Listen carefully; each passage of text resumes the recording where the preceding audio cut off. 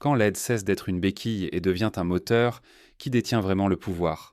Imaginez la scène. L'aube se lève sur le Sahel. Dans chaque village, le capital s'éveille entre les mains des familles.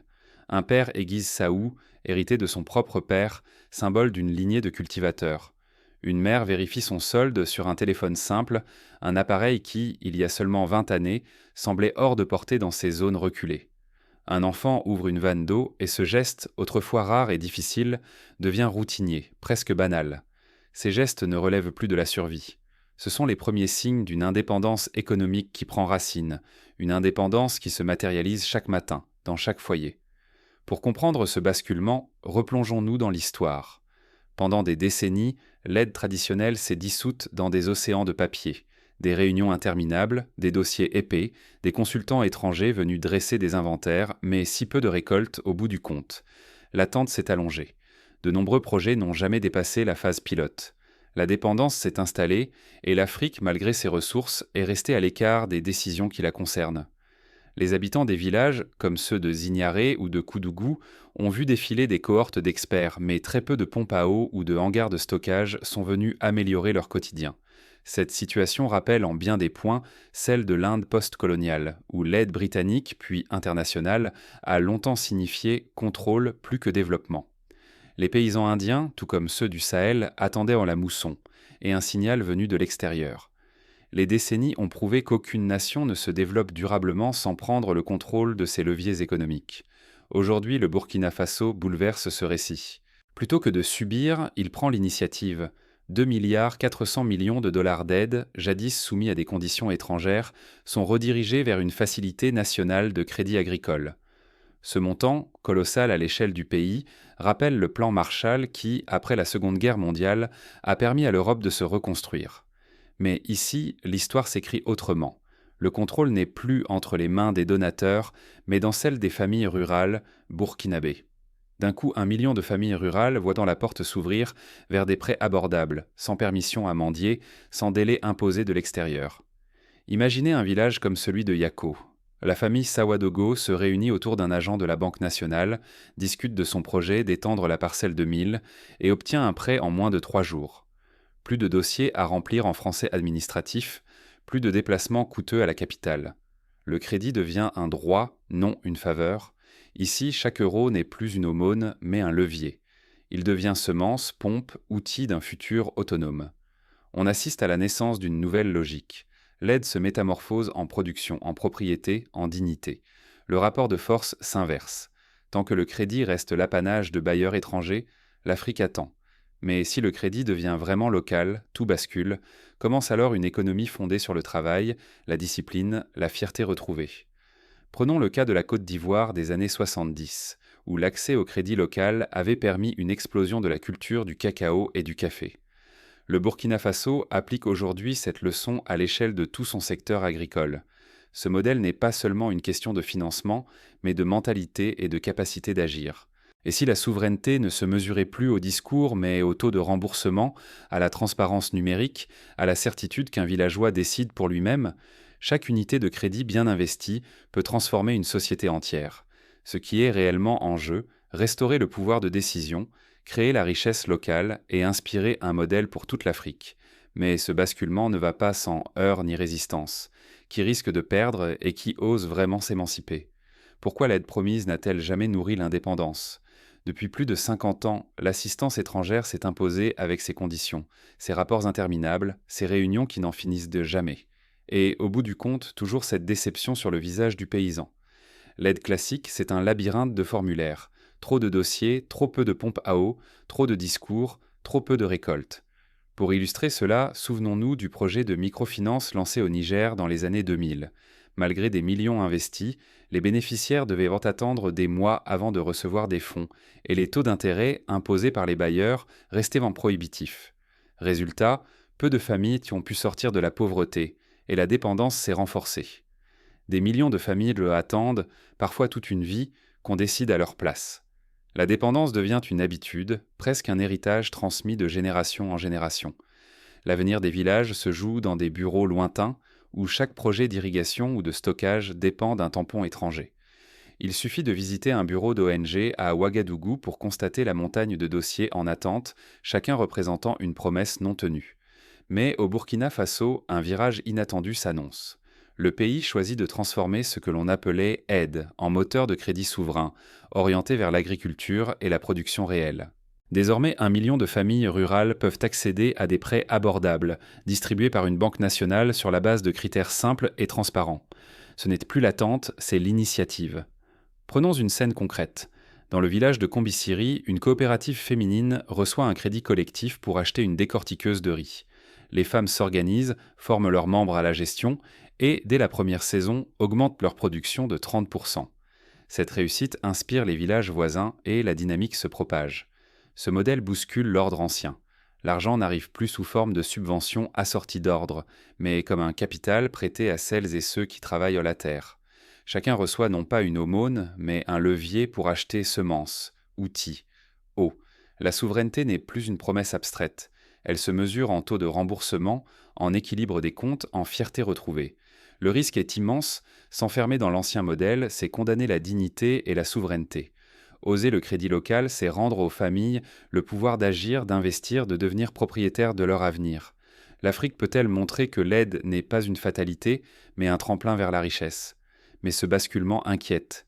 Il suscite peur, résistance et opposition, à l'intérieur comme à l'extérieur. Quels obstacles ce nouveau modèle devra-t-il franchir pour tenir ses promesses ? Des réformes de cette ampleur ne s'imposent pas sans heurts. Le chemin vers la souveraineté financière est semé d'embûches, et chaque avancée provoque de nouveaux défis. Peut-on vraiment confier des milliards à ceux que l'on disait incapables sans tutelle étrangère ? Ou bien était-ce le regard du monde qui manquait de foi envers l'Afrique ? Pour saisir l'enjeu, rappelons-nous la Corée du Sud des années 50. Après la guerre, le pays était ruiné. Les bailleurs doutèrent de sa capacité à gérer l'aide reçue. Mais une fois les leviers remis aux mains des Coréens, un miracle s'est produit. Des décennies plus tard, la Corée est devenue un donateur net d'aide internationale. Le Burkina Faso veut suivre cette trajectoire.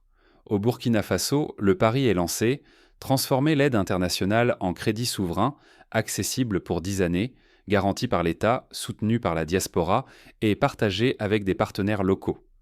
Pour la première fois, 1 million de familles rurales peuvent déposer une demande de prêt, de 1 800 à 2 500 $, non pour attendre mais pour agir, acheter des semences, irriguer leurs champs, acquérir du matériel, sécuriser les récoltes dans de nouveaux entrepôts communautaires.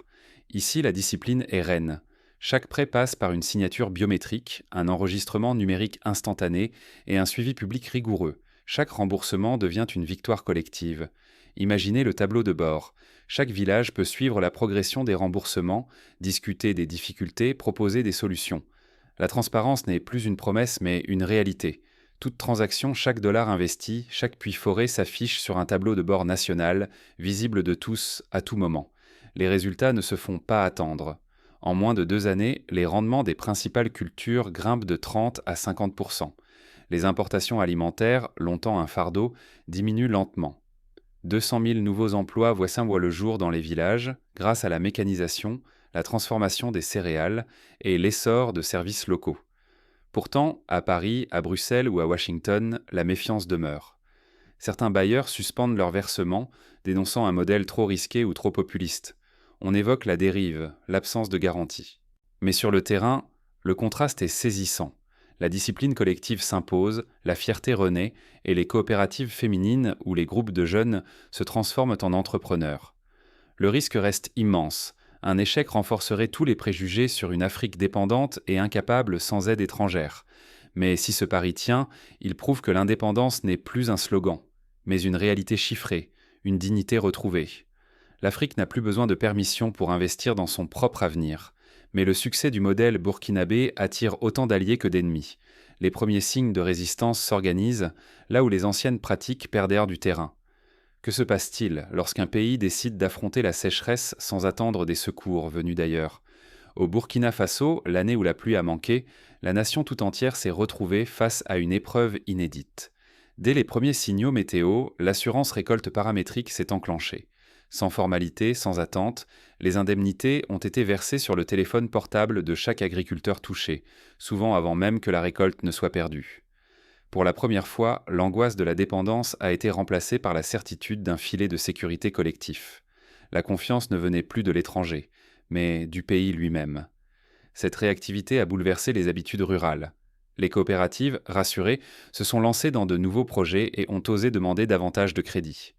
Dans les villages, les jeunes et les femmes, autrefois en retrait, sont devenus des acteurs majeurs.